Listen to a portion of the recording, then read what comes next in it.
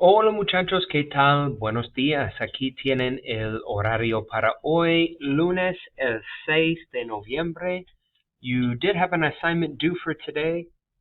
It's been out there for about a week now. It's the Chapter 1A review in preparation for your midterm today. We've delayed your midterm, several weeks now, so you guys should be more than ready to knock this out. And that is our objective for today, to assess your learning objectives for Chapter 1A as outlined on page 24. So being able to listen to and read about activities that people like and don't like to do, and for you guys to talk and write about what you and others do and don't like to do, and to describe your favorite activities and ask others about theirs. So we're going to get right to it today. Warm-up question, which you did as dialogue practice earlier in this unit. ¿Qué te gusta and qué no te gusta hacer en tu tiempo libre? We will go over the homework, again, which is the Chapter 1A review. You can find that digital copy here. For the first page, we're filling in the blank with the verbs that are provided or that are pictured at the very beginning. So, for example, number 1, te gusta escribir? A mí me gusta cantar. ¿Te gusta bailar?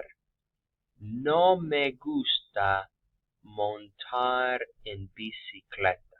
For example, that's the first page. Page 13. Page 14 is a conversation between several friends talking about what they like and don't like to do. Based on the pictures, the first person likes or doesn't like to do, complete the second person's response using either también, which means me too, or tampoco, which means me neither.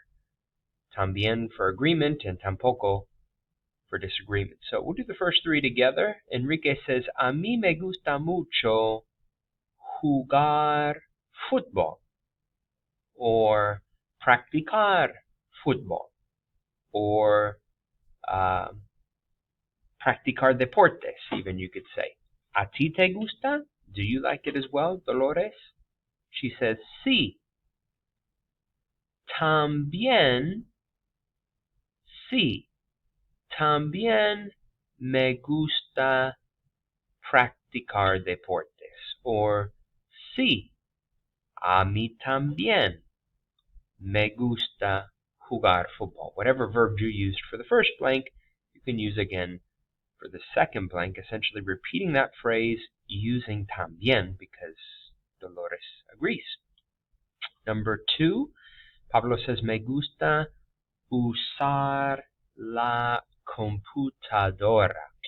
And that's Marta. ¿A ti te gusta? Marta says, no. No me gusta. No me gusta usar la computadora. They're not in agreement here. So we're not using agreement or disagreement. Well, we're not using disagreement because they both do not like this activity, if that makes sense. Tampoco we would use, for example, in the next one. Jaime says, no me gusta ver la tele. No me gusta ver la televisión. Jaime says, ¿a ti te gusta? Julio says, no. Yo tampoco. Or, a mí tampoco. No, yo tampoco. No me gusta ver la televisión. The second page, third page, very similar. You're talking with some new students about things they like to do. Use the drawings in the model below to complete the following mini conversation. Smiley face means yes, affirmative. Frown means no, negative. So, for example, ¿te gusta hablar por teléfono? Sí, me gusta mucho. ¿Te gusta nadar? No, no me gusta nada. I don't like it at all. Number 1, ¿te gusta leer? No, no me gusta nada. ¿Te gusta montar en bicicleta? Sí, me gusta mucho. Number 3, ¿te gusta ver la tele? Or ¿te gusta ver la televisión? Sí, me gusta mucho. Based on the picture, fill in the blank with the verb, and then the expression me gusta mucho, if they like it, or no me gusta nada, to say they don't like it at all. And then the last page, kind of a summary, if you will, of the previous 3. Complete the dialogues with appropriate expressions to find out what activities these friends like and dislike. So, ¿te gusta ir a la escuela? What's missing here? Sí, me gusta, right? Me gusta mucho ir a la escuela. Y tú, and you, or y a ti,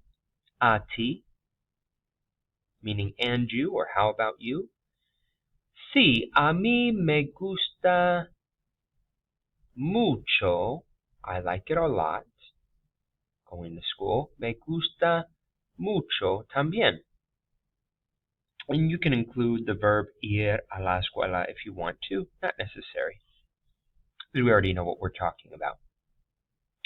No me gusta nada. Or excuse me. No me gusta ni ver la tele, ni jugar videojuegos. So ni on either side, right? When we're saying that we don't like two things. When we have agreement about something that we don't like, we say yo tampoco or a mí tampoco. Yo tampoco or a mí tampoco. So these dialogues are very similar, utilizing the key vocabulary from Chapter 1A, which you have a glossary for at the very beginning. All right, and so submit that. Make sure to submit that. That is our review and preparation for your midterm today. You'll be able to access your midterm by clicking here and having 53 points for your midterm. And you can see the times during class that will knock that out.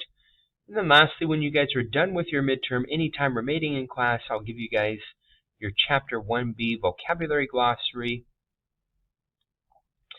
which gives you all the key vocabulary for Chapter 1B. Chapter 1B is all about you and what you are like. ¿Cómo eres? This was actually the first question I had you guys answer at the beginning of the academic year to assess your prior knowledge of Spanish. Y tú, ¿cómo eres? Is asking, how about you? What are you like? Who are you, essentially, as a person? So, unit objectives for this chapter, being able to listen to and read descriptions of others, talk and write about your own personality characteristics, and then describe your personality to other people. Culturally, you'll be able to compare perspectives on friendship.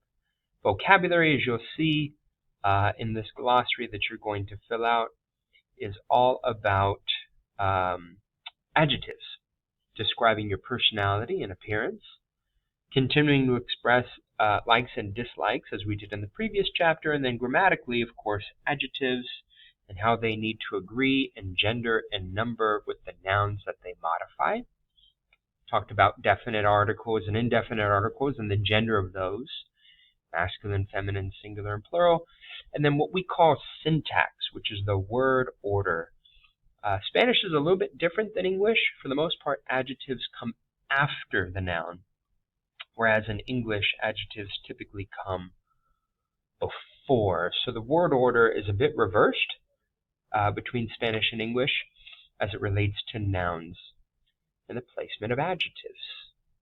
All right, and so that's what you guys are going to be working on. You can find that document here if you guys are doing this at home. All the key vocabulary is at the very end of the chapter, which I believe should be 60, let's see,